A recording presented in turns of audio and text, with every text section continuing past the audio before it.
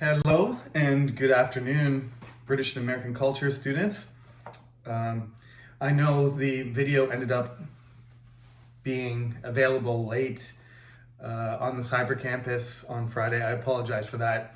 I recorded it and then, as usual, it took a long time for it to upload to YouTube. I don't know what's going on these days. Maybe it's because so many people are trying to be famous on YouTube that it takes so long, but it used to take an hour or two to upload, and sometimes it takes 6 or 7 now.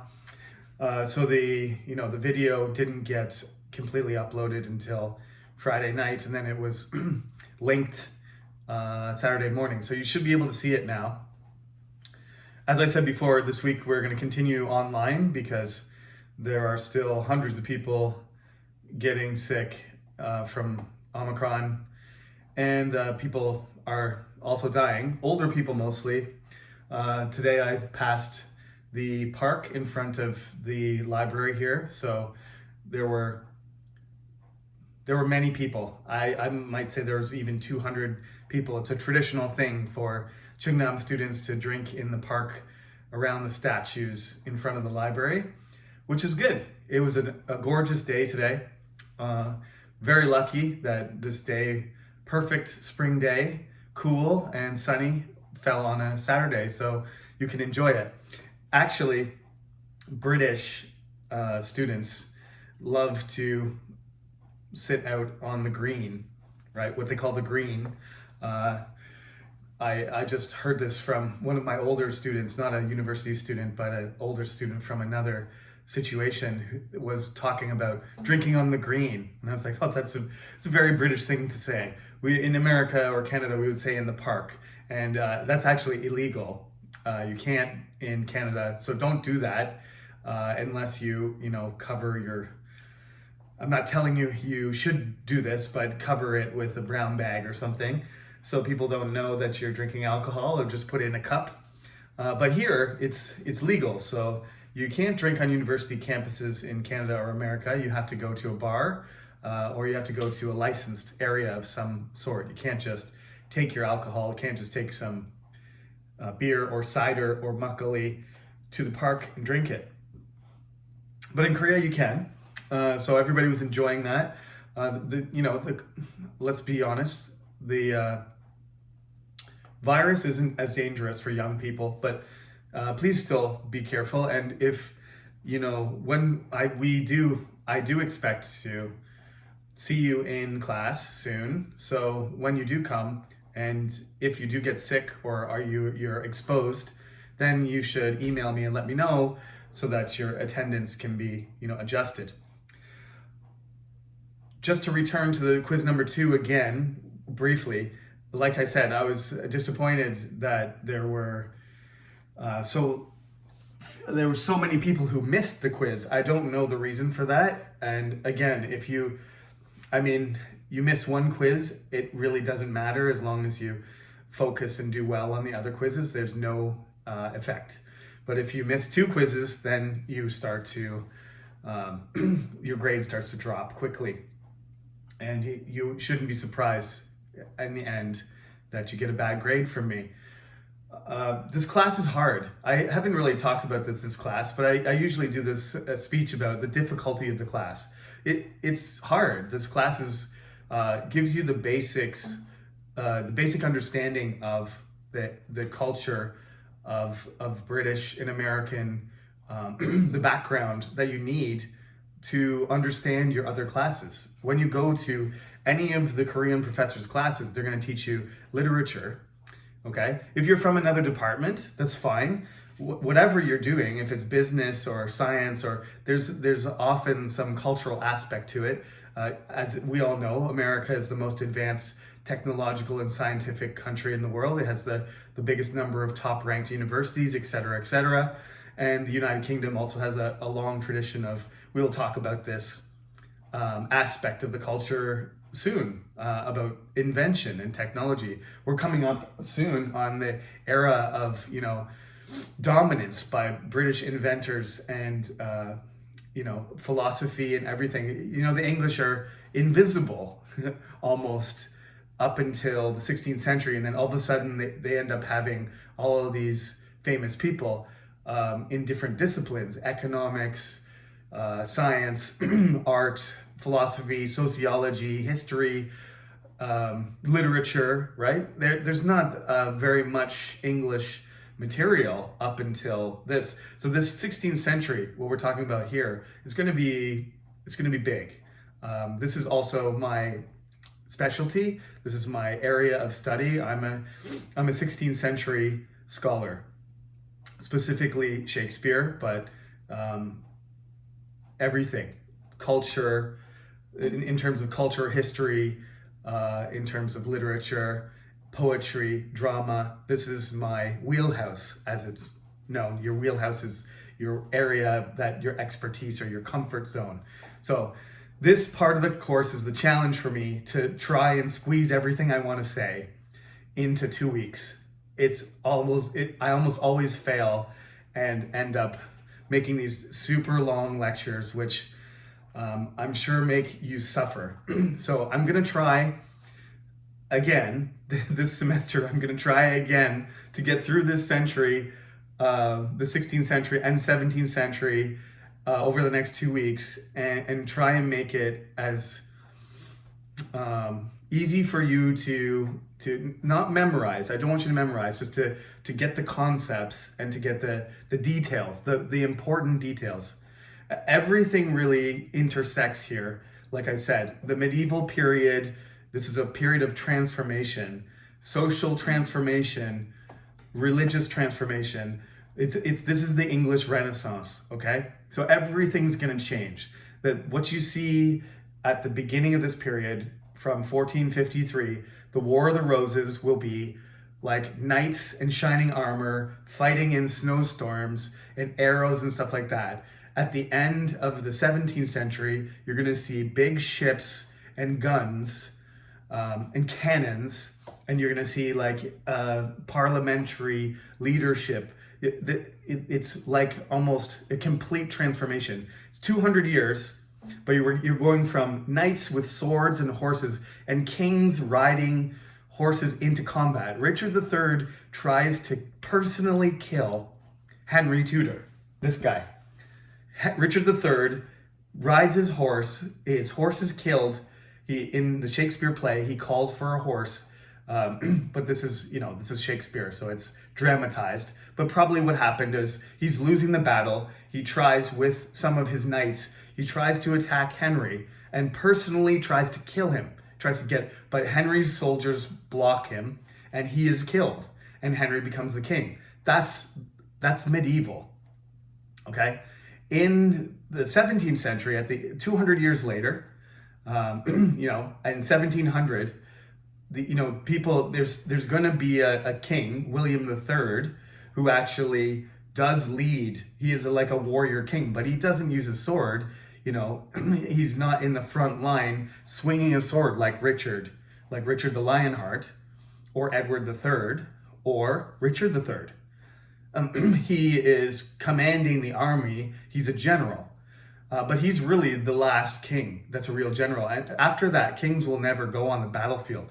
But William III will. But he's the end, right? It's a transformation. Kings will be sort of increasingly just a political symbol instead of an actual military, cultural symbol, physical presence on the battlefield. There's the king. He's in trouble. We're going to save him. Or Richard is like killing the enemy in the Middle East, or he's killing the enemy in France, right? And we're fighting beside him. That's not going to happen anymore. It's a complete transformation. But there's all kinds of aspects. There's a financial, economic aspect.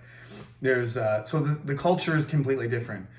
At the end of this period, it's going to be the British Empire is going to be born. Scotland and England are going to be unified.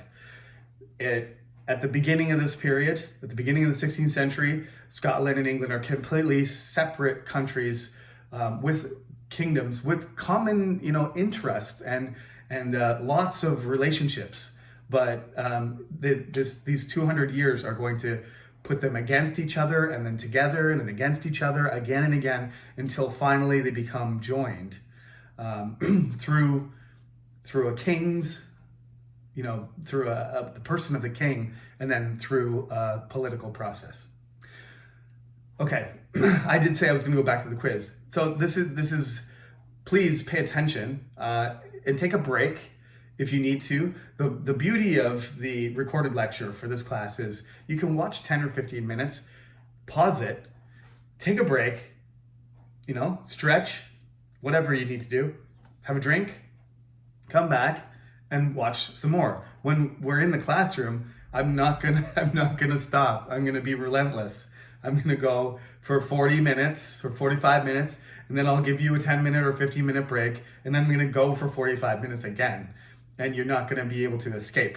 So take advantage of the online system where you can watch this video in chunks, first of all. But please focus on the important things.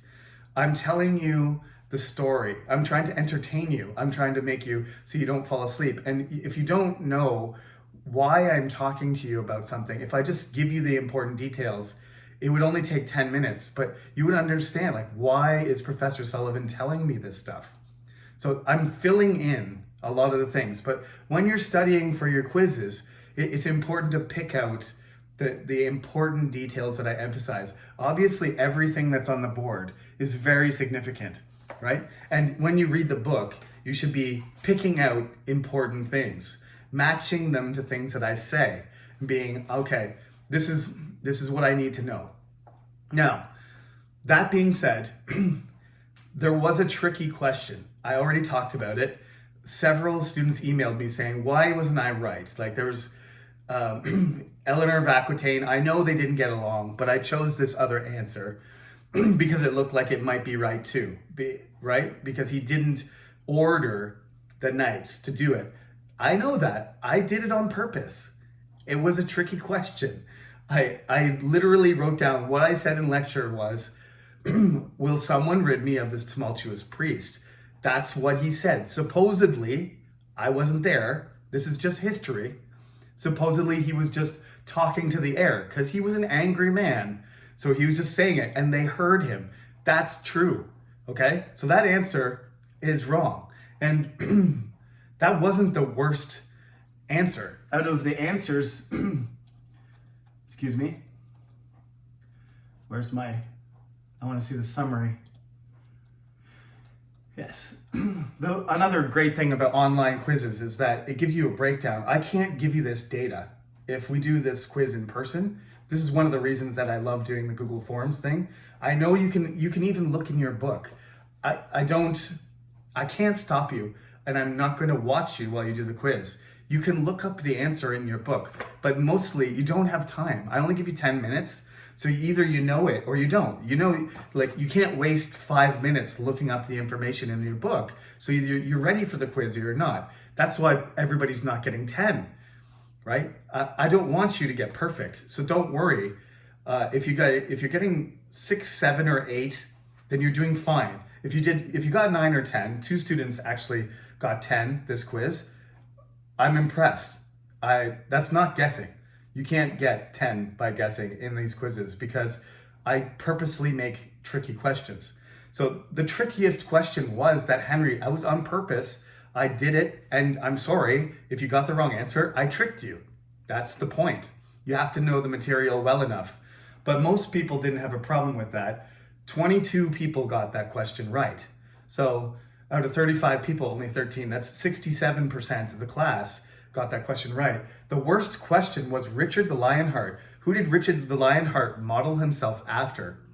Only 8 people out of 35 got that. That's pretty low. 22% of the class. That's shocking because that was not supposed to be a difficult question. I told you that all the kings modeled themselves after King Arthur. King Arthur's not a real person. It's just an idea of a perfect king. Richard the Lionheart was a general. He was a leader. He was a logistics expert. He had a huge sword, and he called the sword Excalibur. I told you this information. Everybody, the best question The highest percentage correct answer was about the Crusades. What was the Crusades? It was Christian, invasion of the Middle East. That 88% of you got that right. That's great. That's what I expected for this question though too. Henry VIII is going to be obsessed also with Arthur. His older brother is named Arthur. Henry Tudor names his first son Arthur.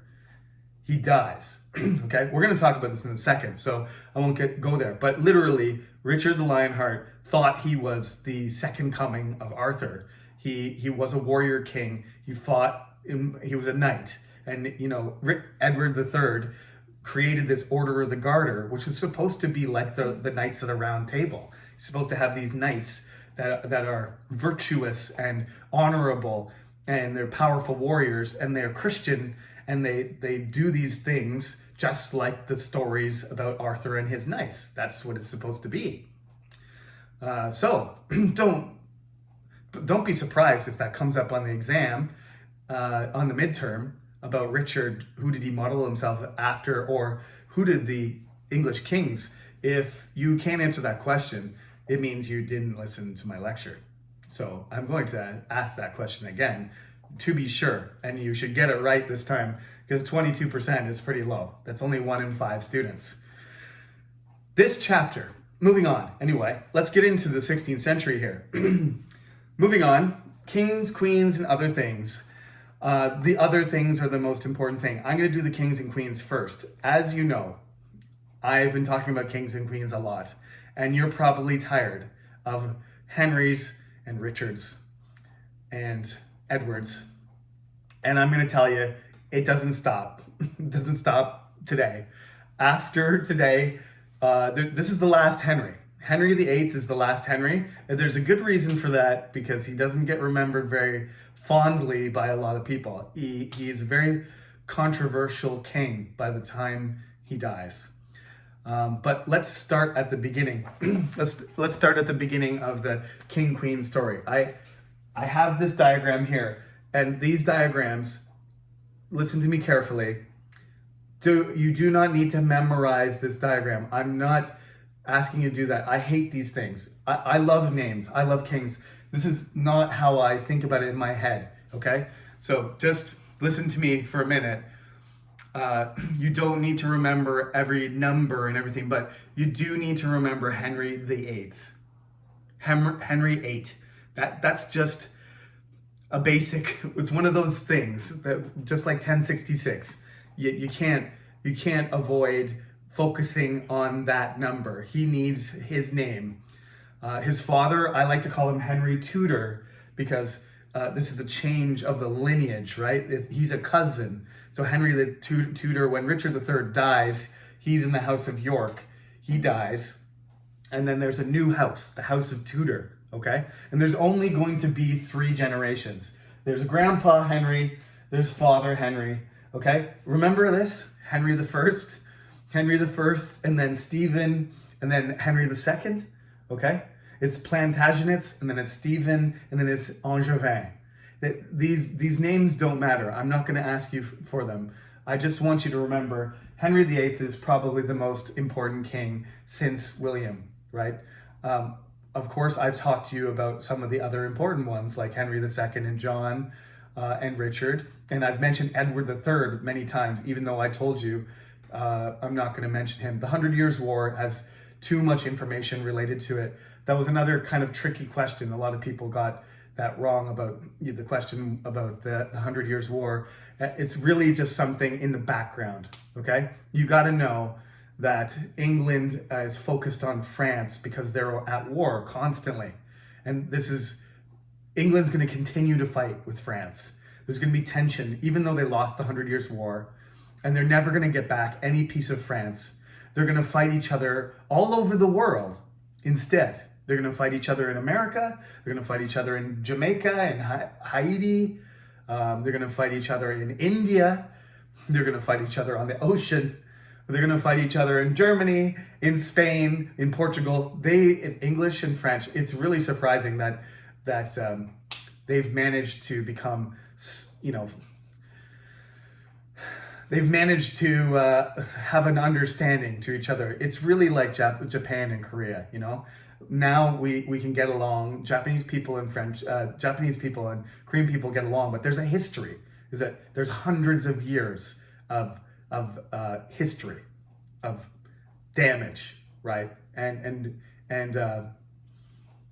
well, all kinds of damage, right? We don't need to go there. You know what I mean? France and England have the same history. It's even longer than the rivalry between Japan and Korea. So you can understand how it was, you know, a big shift when France and England 100 years ago, when the British Empire and the French Empire became allies. It was a very surprising thing because it doesn't happen very often.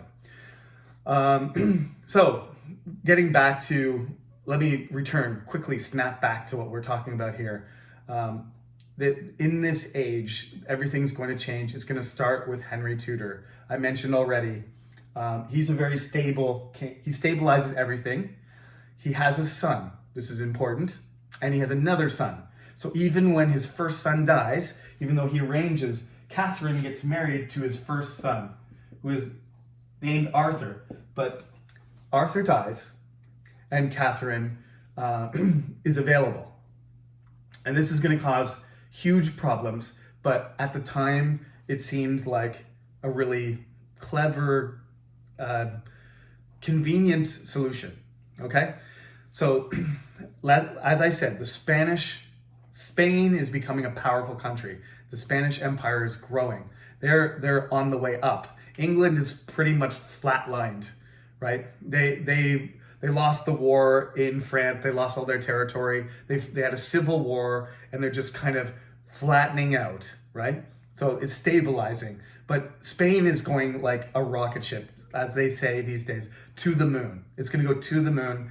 They're going to take over Mexico. They're going to take over South America. They're going to find silver and gold, so much silver and gold that they're going to cause basically an economic crisis across the entire world by inflating prices, because there's so much, they become so rich that the price of everything just goes up everywhere.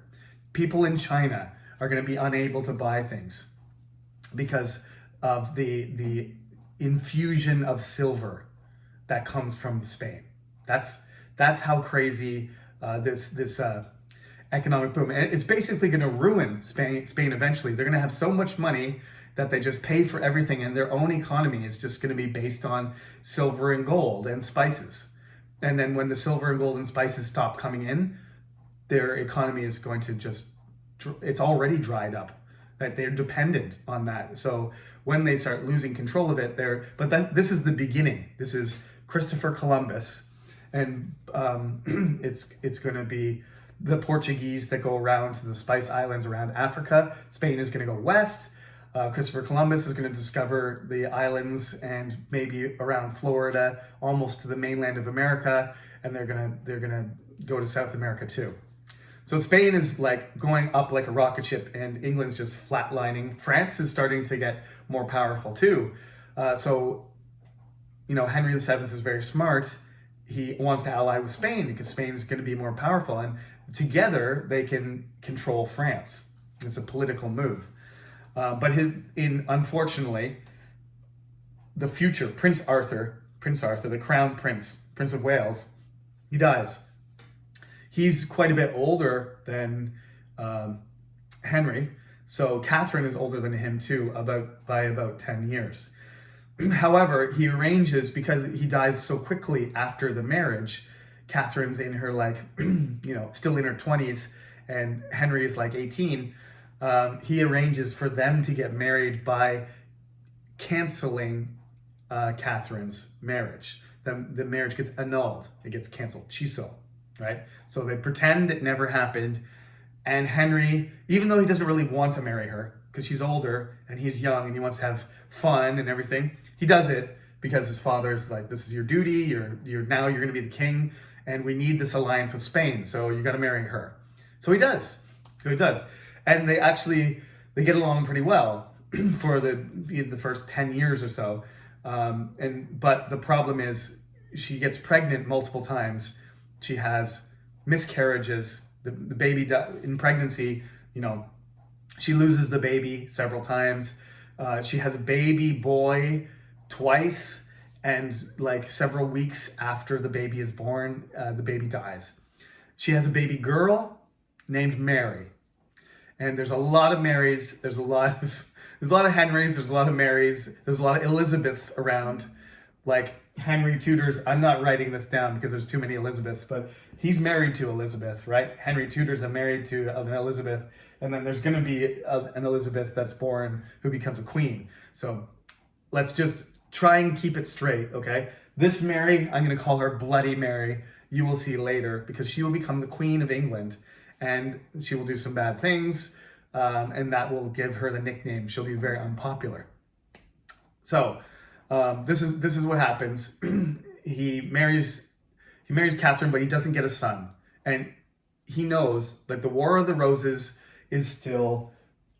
Once his father dies and Henry becomes king, he needs a son to keep the country stable. That's how Henry did it, right? No more War of the Roses. Look, I have sons. So next after me, when I die, don't worry, there's going to be King Arthur. But he dies, and then don't worry, I have another son. Now we have King Henry. Henry doesn't have any heir. He doesn't have anybody to follow after him.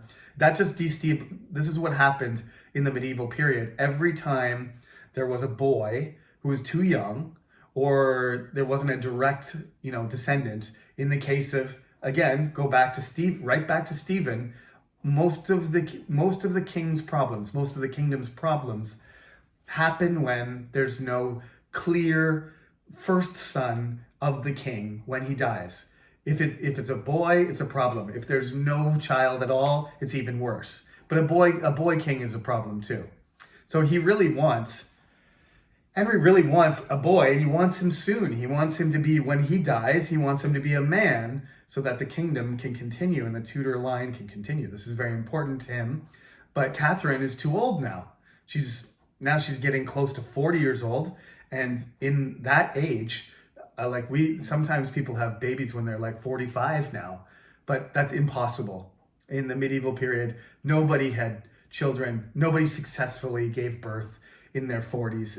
The medicine, the nutrition, and the physical element wasn't there. There wasn't the medical treatment available. People had babies when they were 20 and when they were 30, not when they're 40. So there's basically, it's getting the chances of her successfully giving birth to a healthy child are getting narrower and narrower. So he has to do something.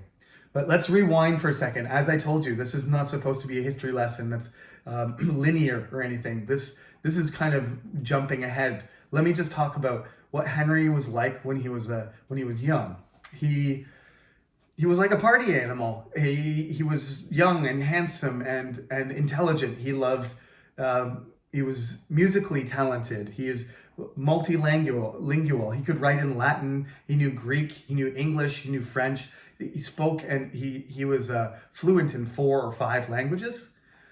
This guy's almost like a genius kind of thing, right? He's very well educated. He's athletic. He likes to play tennis.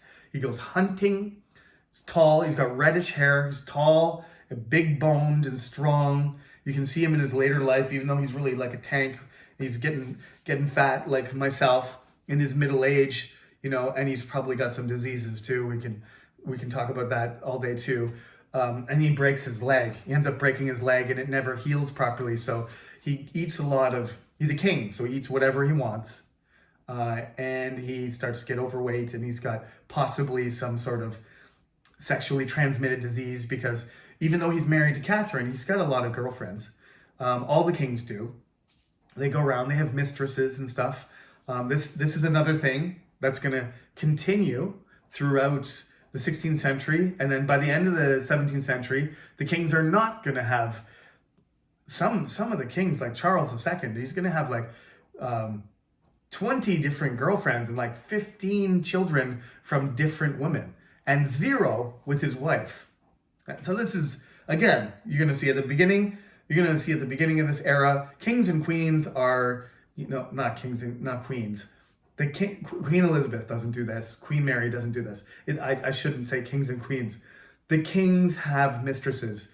In France, they're gonna have like special, buildings and chateaus, in the forest, like in the countryside, and the king will go out to meet his girlfriends and play for a few days, and then he'll come back, and then in public he'll be with his queen. It's normal. You probably think it's strange, but in this period, it's early modern. We still got this medieval, King John went around the countryside. He was married, but he went around the countryside sexually assaulting people in his free time. That's what he did. That's why some of the barons hated his guts, because he was sexually assaulting their sisters and their wives and their daughters, and they couldn't stop him. That's one of the reasons Magna Carta exists, to stop the king from, assaulting nobility's, women.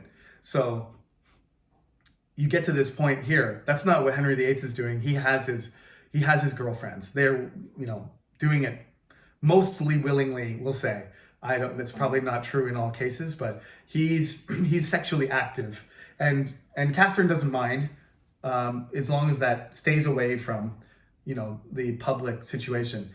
He becomes king, and then he wants to be like Arthur. He wants to be a powerful king. He wants to get the land back that they lost in France. It's not his father's land. It's his ancestors' land. It's the land that William the Conqueror had, and Geoffrey of Anjou had, and Henry II had, that they lost. That Henry VI lost at the end of the 100 Years' War. He wants to take that land back, and he thinks he has a right to it. In fact, they will claim land in France for hundreds of years after this. The British Empire and the King of France the King of England will still claim land in France for a long, long time. He can't do it though, because he doesn't have enough money. He tries to have these wars. He tries to fight these wars, but he doesn't have enough money, and he doesn't have very much support in France. Now French people don't consider themselves connected to England anymore. That it's been too long. The war was lost, 60, 70 years before. Several generations of French people have,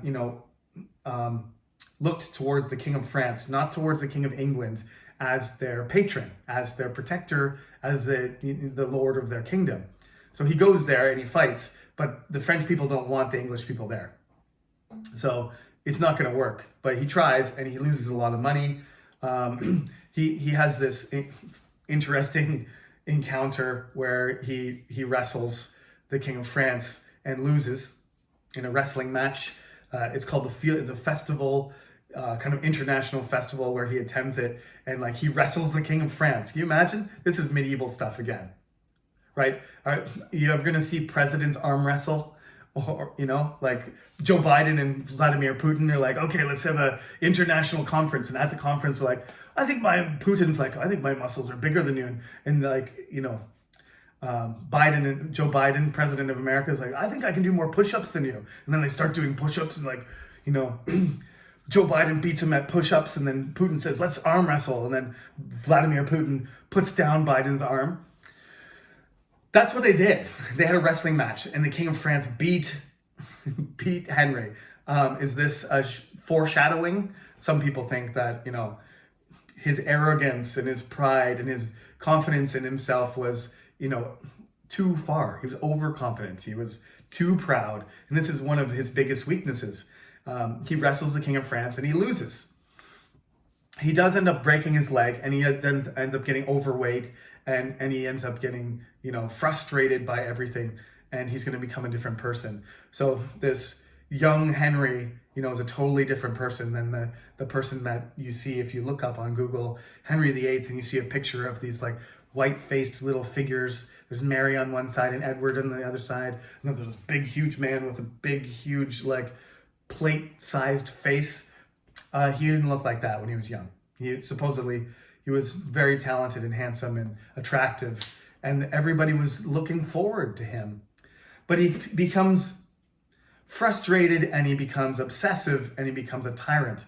And the other thing that he does when he becomes king, as soon as his father dies, his father's advisors, he throws some of them in jail and he kills some of them, as if they had done some sort of treason, so that they had cheated or they had lied or betrayed him. But basically, he just wants nothing connected to his father. He wants to be in complete control of his kingdom. He wants to be an absolute, authoritarian leader. But like I said, there's always this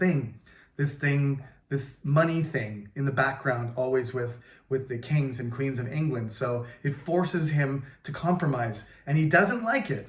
And he's very powerful. So every time, everybody's kind of a little bit scared of Henry, because when there's pressure on him and he does the thing that he has to do. But if you cross him personally, he will kill you. This is also medieval. It's actually more medieval than some of even the medieval kings, because Henry kills a lot of people, right? And some of it's just for personal reasons.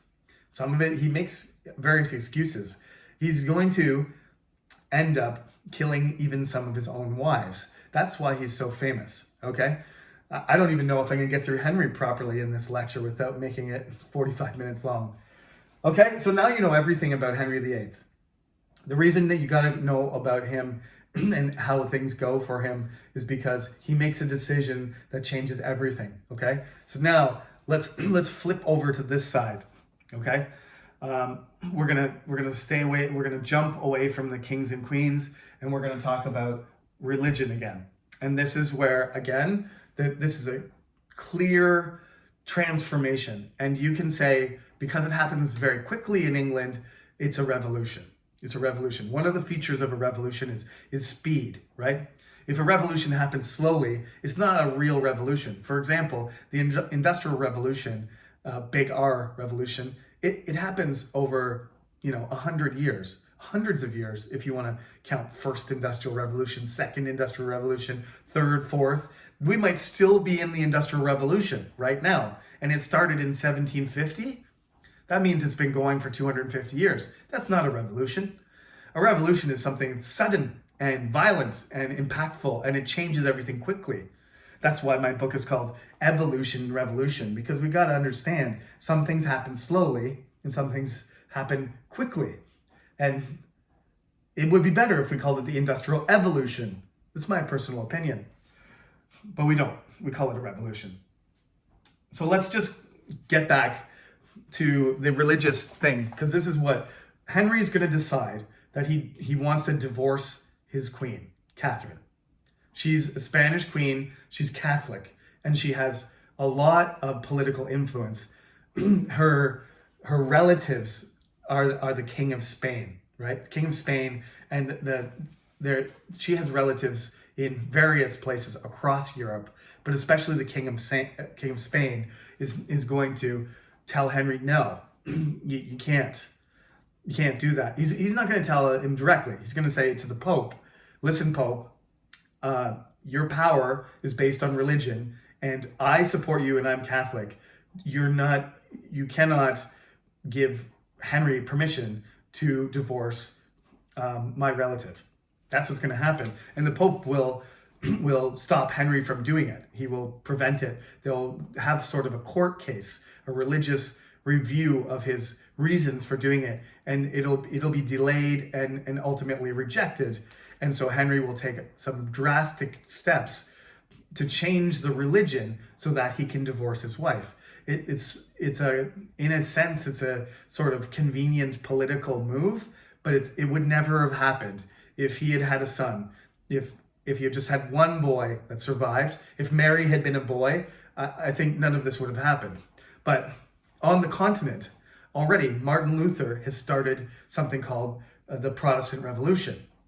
And I'm not going to go into detail, and you don't need to know about Martin Luther's contribution. But basically, he gets drunk one night, and he's a priest, and he doesn't like the corruption and the behavior and the institution of the Catholic Church. So he writes down all of his ideas, and he drinks a lot of beer, because he's German, and he does enjoy drinking. And then I'm assuming he was drunk.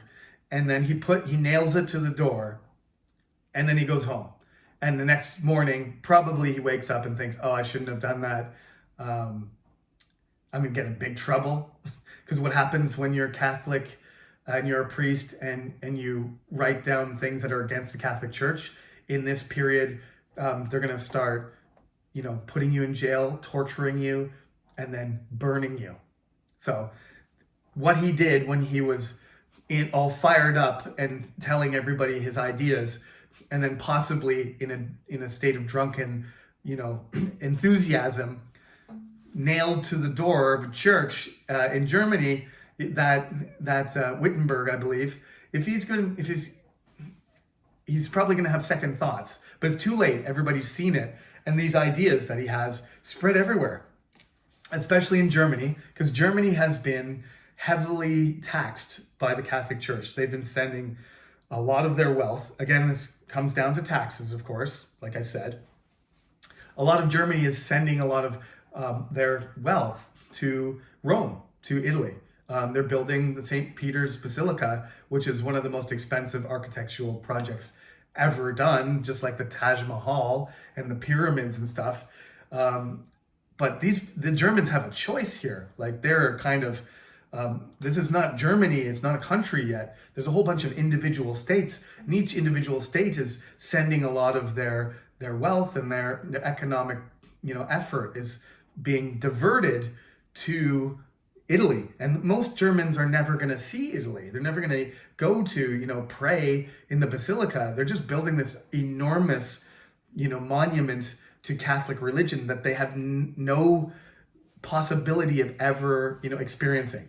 So the Germans are sympathetic automatically to what Luther proposes, which is basically reforming the Catholic Church. Initially, he just wants to change the Catholic Church, but then when they say, oh, come down to Rome and let's talk about it, he says, no, thank you, because he knows that he's going to come down there, they're going to ask him questions, and then they're probably going to kill him.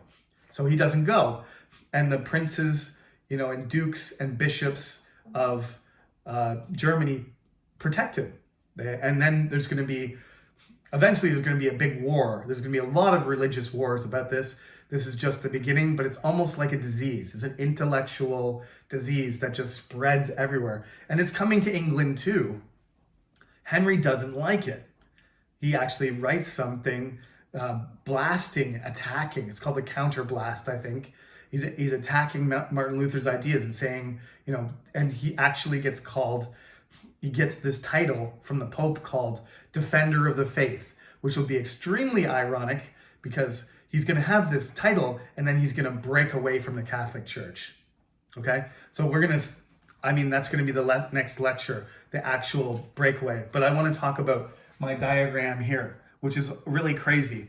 But pay attention to the book first, because I'm just going to get into this topic because I break it down in the book in a very simple way.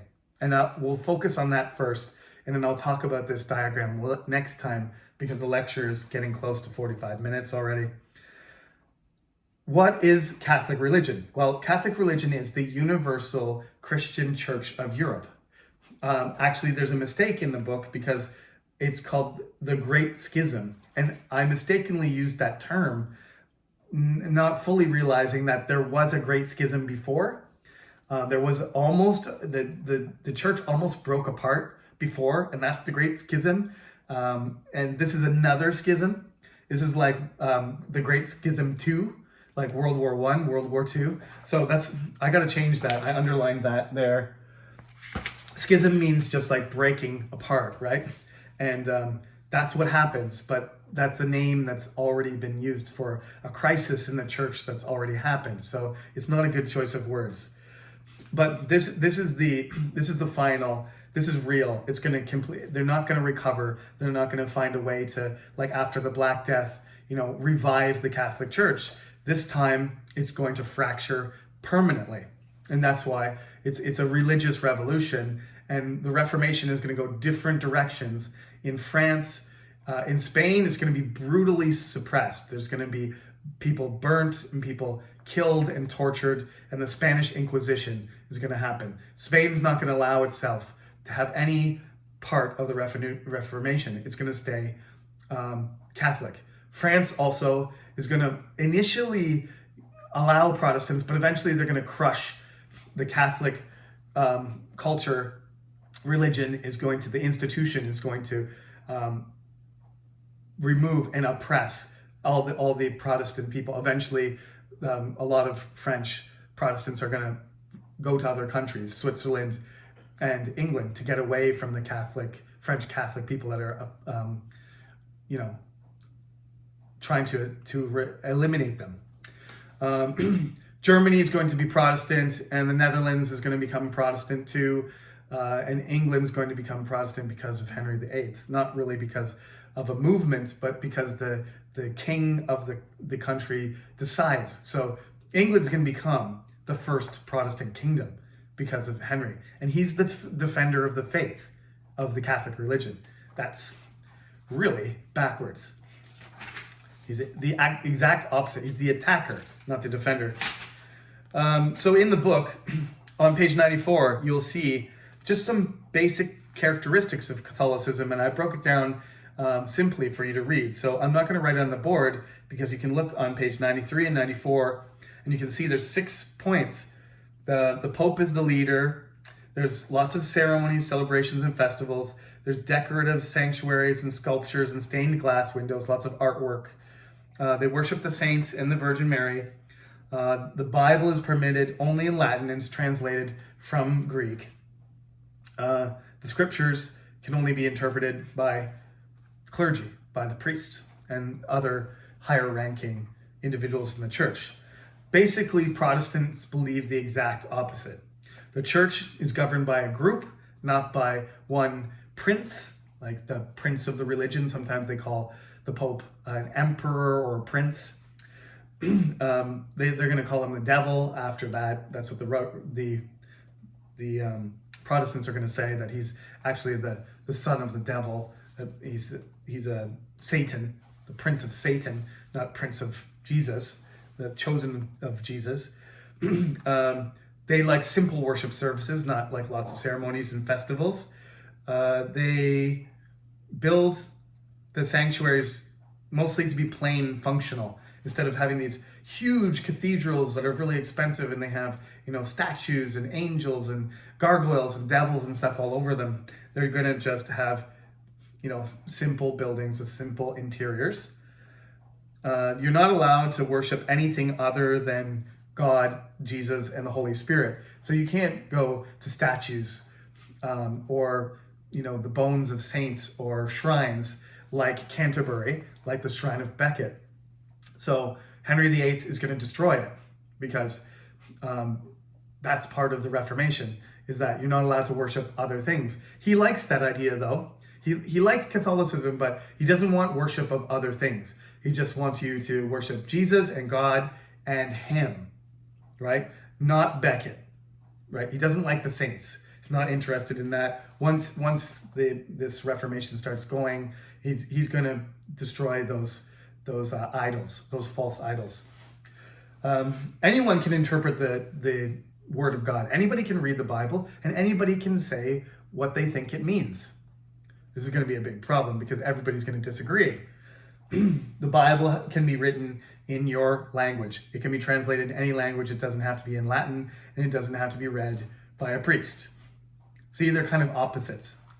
All right, we're going to conclude for today, and I'll continue next time, and I'll keep this on the board, and I'll explain to you what's going on. But basically, the Protestant, they're opposites of each other, but Catholic is going to kind of keep itself unified. They have rules already.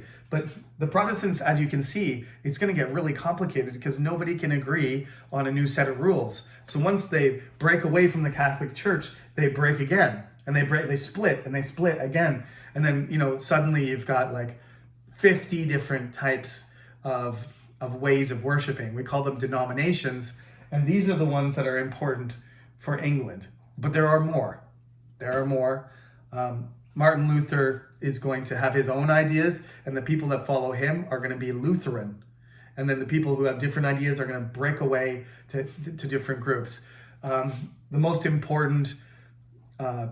two most important groups are going to be Anglican, the Church of England, which is how it's an Orthodox Protestant religion, which is closer to Catholic and more conservative, and Calvinist, which is everybody else here, basically is Calvinist, which is John Calvin was a theologist who lived in Switzerland, and he was a very big influence on a lot of different types of Christianity, because his ideas were more radical, more pushed farther and farther away from Catholicism, trying to be as different as possible. Whereas the Church of England is going to try and keep a lot of the aspects. So it's going to confuse you when I talk about the Church of England a little bit, because they're going to still have bishops, and they're still going to have, the king is going to be the leader of the religion. So they kind of still have a prince. They don't have the Pope, but they have the king instead, because he's going to be the new head of church.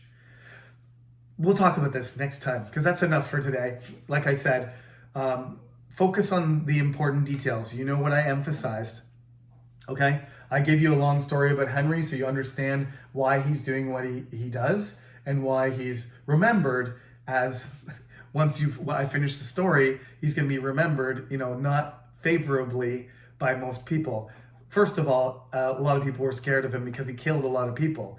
But focus on the details that I emphasize, and please read the sections in the book up to page 98. You don't need to read about Puritans yet. Puritanism, stop there. So just start chapter 3 and read those first 10 pages. So read those 10 pages, and that'll give you a more clear, picture of what I'm talking about. And then we'll move on from there. I've already talked about page 102 and 103. So you can also read about Henry, because I skipped ahead and then I came back to the religious stuff after I talked about Henry. All right, that's it. Thank you for listening again. And I know there's a lot of material. If you have any questions, don't worry whether I agree with what you're saying or not. There's no such thing as a bad question. So whatever you want to ask, just go ahead. Don't be worried or afraid to ask questions. Only a few students have done it, but I'm always welcoming of questions. I'm not that type of professor. If I don't know the answer, I'll tell you, or if I made a mistake, I will correct it. That's it. No big deal. So, keep the questions coming. I'm happy to answer any questions you have. Okay, have a good week, and I'll talk to you again on Friday. Take care.